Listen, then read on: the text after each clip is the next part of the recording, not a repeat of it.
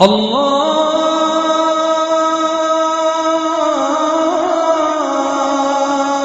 আকবার, আল্লাহু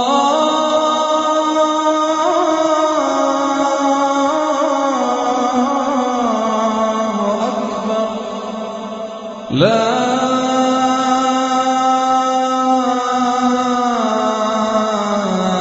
ইলাহা ইল্লাল্লাহ।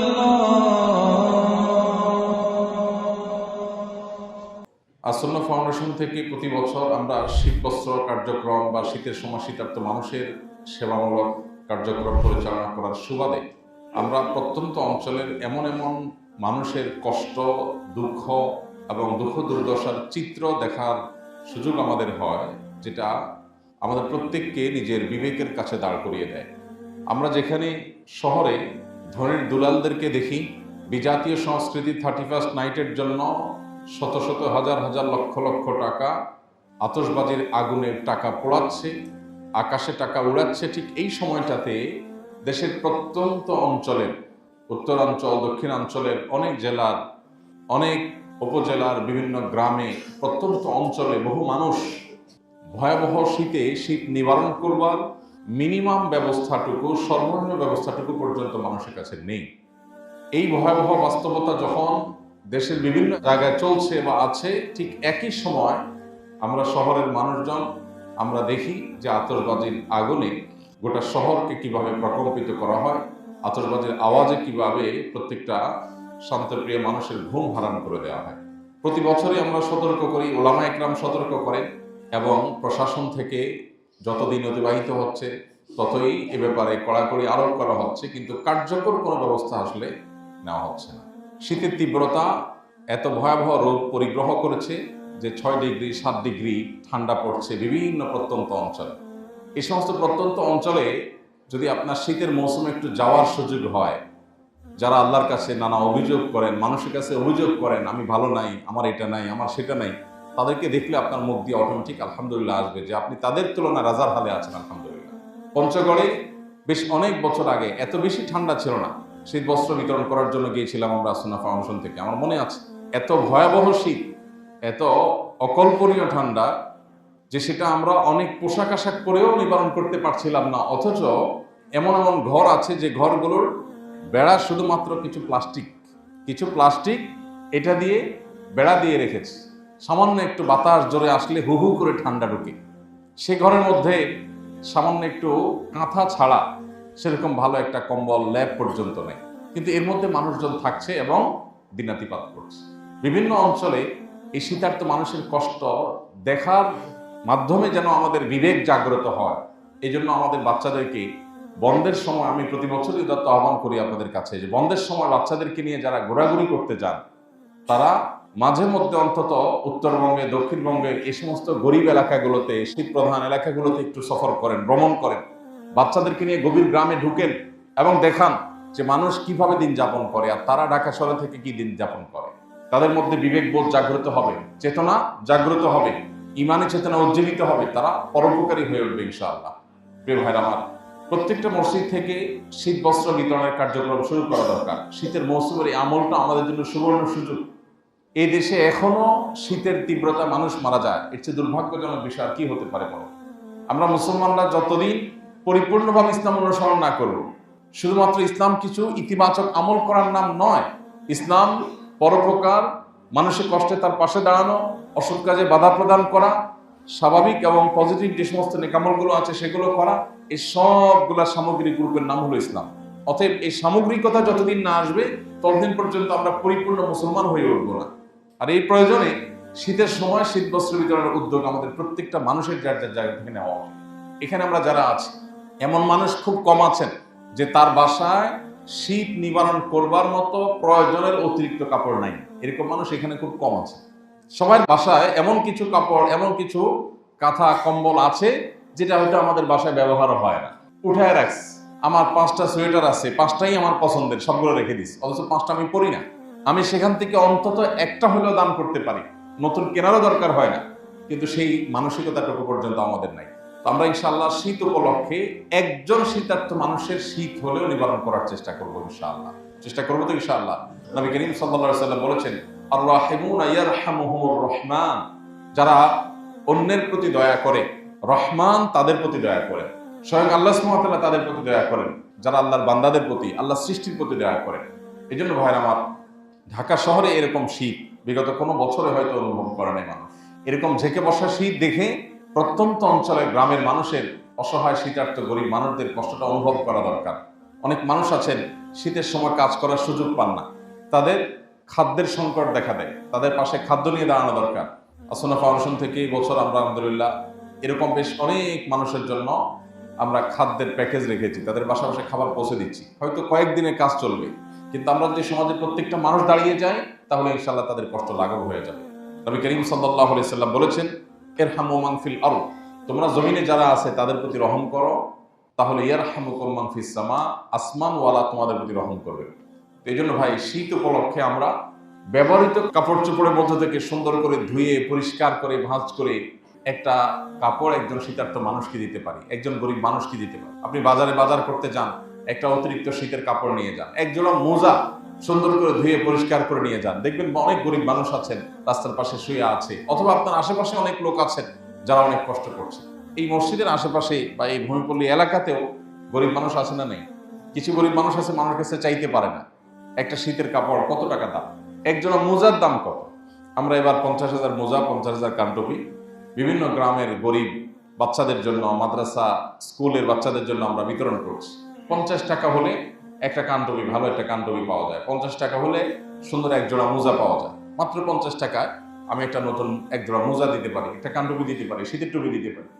এরকম বহু কাজ আছে যেটা চাইলে আমরা উদ্যোগ নিতে পারি। এই মসজিদ থেকে উদ্যোগ নেওয়া উচিত। গত বছর তো নেওয়া হয়েছিল, বরং এলাকার জন্য ছোট্ট পরিসরে উদ্যোগ নেওয়া যেতে পারে, যে এই ভূমিপল্লীর মধ্যে যারা গরিব মানুষ আছেন তাদের জন্য রেখে দেওয়া হবে মসজিদের এক পাশে। শুক্রবার বা কোনো একটা দিন আসর পরে তারা এসে যার যার দরকার সে নিয়ে যাবে, অথবা ঘরে ঘরে গিয়ে তাদের তালিকা করে তাদের নিড আছে তাদের ঘরে ঘরে পৌঁছে দেওয়া হবে। আমরা যদি সবাই, প্রত্যেকটা মানুষ সতর্ক হই এবং প্রত্যেকটা মানুষ যদি দায়িত্ববান হই, তাহলে ইনশাআল্লাহ এলাকাতে আর কোনো মানুষ কষ্টে থাকবে না। আল্লাহ আমাদের সবাইকে তৌফিক দান করুন। এই শীতের মৌসুমে আজকে নিয়ত করে ফেলি যে এখান থেকে ইনশাআল্লাহ গিয়ে আমরা উদ্যোগ নেব যে আমাদের বাসায় একটা চিরুনি অভিযান চালাবো। কোন কোন শীতের কাপড়, শীতের পোশাক আছে যেগুলো আমাদের ব্যবহার হয়, তার কিছু অংশ আমি ডোনেশন করবো। আর নতুন কিনে দিতে গেলে মাত্র 50 টাকা বাজেটে সম্ভব, অন্তত এক জোড়া মোজা। চেষ্টা করবো তো ইনশাআল্লাহ। আল্লাহ আমাদের সবাইকে তৌফিক দান করুন। প্রিয় ভাইরা আমার, শীতের এই মৌসুমটিতে আরেকটি গুরুত্বপূর্ণ আমল আমাদের করবার সুযোগ আছে। প্রতি বছরই আমরা আপনাদেরকে স্মরণ করাই দিই। সেটি হলো, শীতের সময় রাত অনেক দীর্ঘ হয়, অনেক বড় হয়। এই দীর্ঘ এবং বড় রাতে যদি সুন্নাহসম্মত লাইফস্টাইল মেনটেন করি, আমরা যদি আগে আগে ঘুমায় যাই, তাহলে খুব সহজে আমাদের তাহাজ্জুদ পড়ার তৌফিক হবে। আবার একই সাথে শীতের সময় দিন যেহেতু ছোট হয়, ক্ষুধা এবং পিপাসা তুলনামূলক একটু কম লাগে, অতএব শীতের মৌসুমে খুব সহজে চেষ্টা করলেই নফল রোজা রাখা যায়। অন্য সময় যাদের রোজা রাখতে একটু কষ্ট হয়, শীতের সময় তাদের রোজা রাখতে সেই কষ্টটা সেভাবে হয় না। এই জন্য হাদিসে বর্ণিত হয়েছে, আল গনিমাতুল বারিদা আস-সাওমু ফিশ শীতা, শীতের মৌসুমে রোজা রাখতে পারা এটা হলো শীতল সুবর্ণ সুযোগ। শীত মৌসুম উপলক্ষে এটা আমাদের রাখা দরকার। সোমবার, বৃহস্পতিবার, আইয়াম বীজ, এই দিনগুলোর বাইরেও শুধু শীত যাচ্ছে এই উপলক্ষে আমাদের 2-4টা রোজা রাখা দরকার। প্রতি বছরই আপনাদেরকে আমরা স্মরণ করাই। তো এই আমলটা আমরা চেষ্টা করতে পারি, চেষ্টা করবো তো ইনশাআল্লাহ। আল্লাহ আমাদেরকে তৌফিক দান করুন। বাচ্চাদেরকে নফল রোজার অভ্যাস করবেন।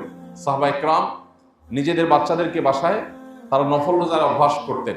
আশুরার রোজা বাচ্চাদেরকে খেলনা দিয়ে ভুলিয়ে রেখে রোজা রাখাতেন সাহাবীরা। দেখুন আমাদের সাথে তাদের পার্থক্যের জায়গা। আমরা আমাদের সন্তানদেরকে শুধু ভোগ শিখাই। আমরা সবসময় বলার চেষ্টা করি, ভোগ শেখাতে হয় না, ভোগ শেখানোর দরকার হয় না, ভোগ যে কেউ করতে পারে, ত্যাগ এটা সবাই পারে না। বাচ্চাদেরকে ভোগ না শিখিয়ে বরং স্যাক্রিফাইস এবং ত্যাগ শেখানো উচিত আমাদের। আমরা যদি বাচ্চাদেরকে ত্যাগ করা শিখাই, তাহলে ওদের জীবনে যে কোনো কষ্ট, যে কোনো মুসিবত, যে কোনো বিপদে ওরা ভেঙে পড়বে না, মেরুদণ্ড সোজা করে দাঁড়াতে পারবে। কিন্তু যদি আমরা তাদেরকে ভোগবাদী করে তুলি, তাহলে জীবনে এমন এক পরিস্থিতি আসতে পারে যখন সে মুশড়ে পড়বে, ভেঙে পড়বে, যখন সে টিকে থাকতে পারবে না। এই জন্য বাচ্চাদেরকে রোজা রাখার অভ্যাস যে বাচ্চারা নিতে পারে, ধরেন 10 বছর, 12 বছর, 14 বছর, 15 বছর বয়স হয়ে গেছে, এই বাচ্চাকে নফল রোজা রাখা অভ্যাস করে। এই বাচ্চা যদি ক্ষুধার কষ্ট সে বুঝে, সে যদি অন্যান্য কষ্ট অনুধাবন করতে পারে, তাহলে বিপদগ্রস্ত মানুষদের পাশে সে দাঁড়াবার মতো মানসিকতা তৈরি হবে। প্রত্যেকটা জায়গায়, প্রতিটা ফ্যামিলিতে এখন আমাদের সন্তানদেরকে আমরা ভোগবাদী করে গড়ে তুলছি। প্রত্যেকটা বাবা মা পাগল করা, কিভাবে বাচ্চার মুখে হাসি ফোটাবে। হ্যাঁ, এই চেষ্টাটা স্বাভাবিক এবং ভালো, এটা নিষেধ না। কিন্তু সারাদিন শুধু হাসাবেন বাচ্চাকে কখনো কষ্ট সহিষ্ণু করবেন না। এটা কোনো আদর্শ বাবার কাজ না, এটা কখনো আদর্শ মায়ের কাজ না, আদর্শ প্যারেন্টসের কাজ না। আদর্শ প্যারেন্টের কাজ হলো যে বাচ্চা আমার আরাম করতে শিখবে, ভোগ যেমন সে জানবে, ত্যাগও সে জানবে, স্যাক্রিফাইসও সে জানবে। ভোগ করার জন্য শীতের মৌসুমে কক্সবাজার চলে যান, কিন্তু মাঝে মধ্যে একটু গরিব মানুষদের বাড়িতে নিয়ে যান। যারা গ্রামে ঘুরতে যান, আপনার গ্রামে অনেক অসহায় মানুষ আছে, আত্মীয় স্বজনের বাড়িতে যাওয়া যেমন আপনার কর্তব্য, অসহায় মানুষগুলোর বাড়িতে বাচ্চাদেরকে নিয়ে যান, তাদের সাথে বসেন, তাদেরকে আপন করেন, তাদের কষ্টটা লাঘব করার একটু উদ্যোগ নেন, একটু চেষ্টা করেন। এই জিনিসটা হারিয়ে গেছে। কেন আজকে আমাদের তরুণদের এবং কিশোরদের মধ্যে বসে যাওয়ার, নষ্ট হয়ে যাওয়ার, উচ্ছৃঙ্খল হয়ে যাওয়ার, বিপদগামী হয়ে যাওয়ার এই প্রবণতা ভয়াবহ আকার ধারণ করছে? কারণ কি? এর অন্যতম কারণ হলো শিক্ষা ব্যবস্থাতে তো নীতি নৈতিকতা নাই। বাসাগুলোতে, পরিবারগুলোতে, ঘর বাড়িতে সেখানেও নীতি নৈতিকতার কোনো চর্চা নাই, সেখানেও স্যাক্রিফাইসের চর্চা নাই, সেখানে শুধু ভোগের চর্চা। আল্লাহ তাআলা আমাদেরকে বোঝার তৌফিক দান করুন। ভাইরা আমার, তাহলে শীত উপলক্ষে অনেকগুলো আমলের কথা আমরা সাধারণত প্রতি বছর আপনাদেরকে বলি। আমি যদি কাস্টমাইজ করে বলি, আর কিছু না হোক, শীত উপলক্ষে শীতার্থ গরিব মানুষদের পাশে দাঁড়াবার জন্য সাধ্য অনুযায়ী চেষ্টা করি। আপনার বাসার যে কাজের লোকটা আছে তাকে আপনি খবর নেন যে তার শীতের সব কাপড় চোপড় আছে কি। সে যখন আপনার বাসায় কাজ করতে আসে, ফ্লোরে সে খালি পায়ে হাঁটে, আপনি হয়তো স্যান্ডেল পরে হাঁটেন। তো ওই টাইমটাতে সেও তো মানুষ, তারও তো কষ্ট হয়, তাকে একজোড়া স্যান্ডেল কিনে দেন, যেটা আপনি কাজের সময় ব্যবহার করবেন। আপনার অধীনস্থ অনেক মানুষজন আছে যারা অনেক কষ্ট আছেন, একটু গভীরভাবে তাকালে দেখবেন যে কষ্টটা আছে, কিন্তু সেই কষ্ট বলতে পারেন। তো আমরা যদি প্রত্যেকটা মানুষ এরকম মানবিক হই এবং প্রত্যেকটা মানুষ যদি দায়িত্বশীল হই, তাহলে বাংলাদেশের চেহারা বদলে যাবে। কিন্তু আমরা অন্যের ভুল ধরার ব্যাপারে মারাত্মক ওস্তাদ, কিন্তু নিজের যে ডেভেলপমেন্টের জায়গা আছে, আমার মধ্যেও যে অনেক স্বার্থপরতার জায়গা বাসা বেঁধে আছে, এটা আমরা অনেক সময় লক্ষ্য করি। তো শীত উপলক্ষে অন্তত আমরা এই আমলটাকে সবাই করার চেষ্টা করতে পারি। আমাদের বাচ্চাদেরকে দিয়ে আমরা গরিব অসহায় বাচ্চাদের শীত নিবারণের জন্য উদ্যোগ নিতে পারি। যে বাচ্চা যখন আপনার সাথে যাবে বা সে নিজে হাতে নিয়ে কোনো গরিবের গায়ে কোনো কিছু দিবে, তখন এই বাচ্চা আরেকজনকে কষ্ট দিতে 10 বার চিন্তা করবে। আজকে যে সমস্ত ঘরের ছেলেরা এই আতশবাজির আগুনে, পটকার আওয়াজে যারা মানুষের ঘুম হারাম করছে, যারা হার্টের রোগীদেরকে মৃত্যুর দিকে ঠেলে দিচ্ছে, যারা পশু পাখি এবং পরিবেশকে বিপর্যস্ত করছে, গোটা পরিবেশকে ধ্বংসের দিকে ঠেলে দিচ্ছে, এবং এই বিশাল বৈদ্যুতিক তারের জাল বেছানোর শহরে যারা আতঙ্ক তৈরি করছে, এই বাচ্চাগুলো যদি পরিবার থেকে মিনিমাম নৈতিকতার শিক্ষা পেতে, কোনোদিন এদের দ্বারা এটা সম্ভব হবে। এই জন্য এই চর্চাটা আমরা ঘরে ঘরে বাড়াই। আর দ্বিতীয়ত হলো, শীত উপলক্ষে শীতার্থ মানুষের পাশে দাঁড়াবার পাশাপাশি আমার আখিরাতের আমলকে উন্নত করবার জন্য, ভালো করবার জন্য, আমল নামাকে ভারী করবার জন্য আমরা নফল আমল, রাতে তাহাজ্জুদ এবং দিনে নফল রোজা, এটা চাইলেই করা সম্ভব। রাত 9টা, 9:30 ম্যাক্সিমাম মানুষের ঘুমে যাওয়া সম্ভব। এখানে যারা আসি বেশিরভাগ মানুষের রাত 9টা থেকে 9:30 ভিতরে ঘুমানো সম্ভব, কিন্তু কয়জন ঘুমান? আমরা যদি এখন হাত তুলতে বলি, হয়তো মেজরিটি হাত উঠবে না।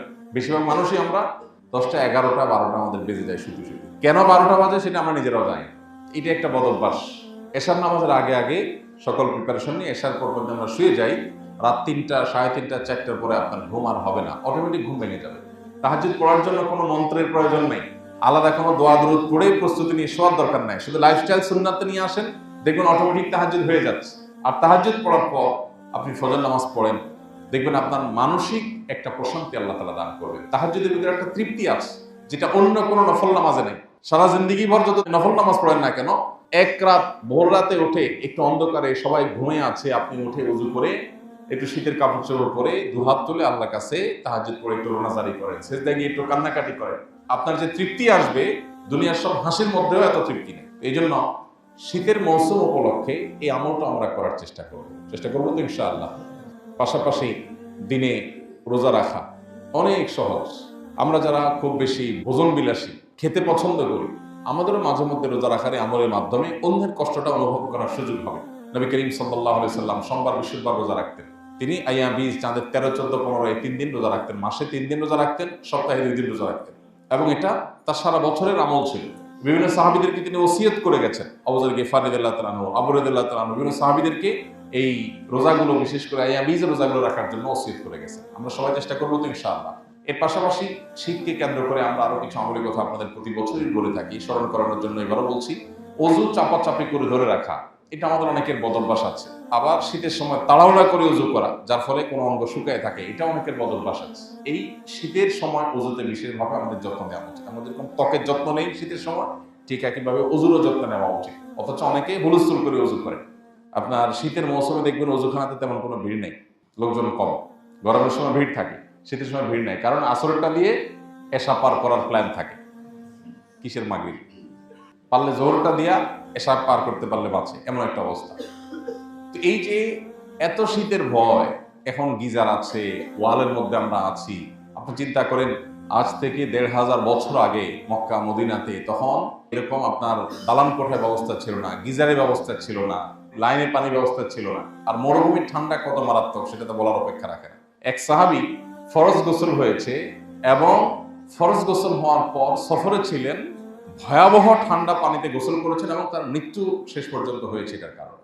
চিন্তা করা যায় মানে কত ঠান্ডায় গোসল করলে বা কত ঠান্ডা পানিতে গোসল করলে একটা মানুষের মৃত্যু হতে পারে। কিন্তু তাদের আল্লাহর ভয় এত বেশি ছিল যে ফরজ গোসল হয়েছে, এখন বাঁচবো কি মরবো দেখা দেখিনি, আল্লাহর বিধান আমাকে মানতে হবে, যে শেষ। আর আমরা এত আরাম প্রিয় যে কোনোভাবে আমরা এটাকে কভার করতে পারি না। আবার অনেকে আছেন ফজর নামাজ গরমের সময় মাশাআল্লাহ পড়তে পারলো, শীতের সময় ফজর নামাজ পড়তে পারে না, আছে না নেই? বহু লোক আছে। অনেক মসজিদে দেখা যায় ফজর নামাজের মুসল্লি অনেক কম। তো এই জিনিসগুলোকে জয় করা, এটা আমাদের অন্যতম একটা লক্ষ্য হওয়া উচিত, অন্যতম একটা টার্গেট হওয়া উচিত। আল্লাহ আমাদের সবাইকে তৌফিক দান করুন। বাচ্চাদেরকে আমরা অভ্যাস করব, নিজেরা অভ্যাস গড়ে তুলবো ইনশাআল্লাহ। শীতার্থ মানুষের পাশে দাঁড়ানো, নফল আমল করা, অযুতে অলসতা না করা, শীতকে কেন্দ্র করে আর যে সমস্ত বিষয়গুলো আছে সেগুলো লক্ষ্য করা। শীত এবং গরমের তীব্রতা আমাদের জাহান্নামের কথা স্মরণ করিয়ে দেয়। জাহান্নামে ঠান্ডা দিয়েও শাস্তি দেওয়া হবে জাহান্নামীদেরকে। এই জন্য খুব বেশি তীব্র ঠান্ডা অনুভব করলে আমরা আল্লাহ তাআলার কাছে জাহান্নাম থেকে পানা চাইব। আল্লাহ আমাদের সবাইকে আমল তৌফিক দান।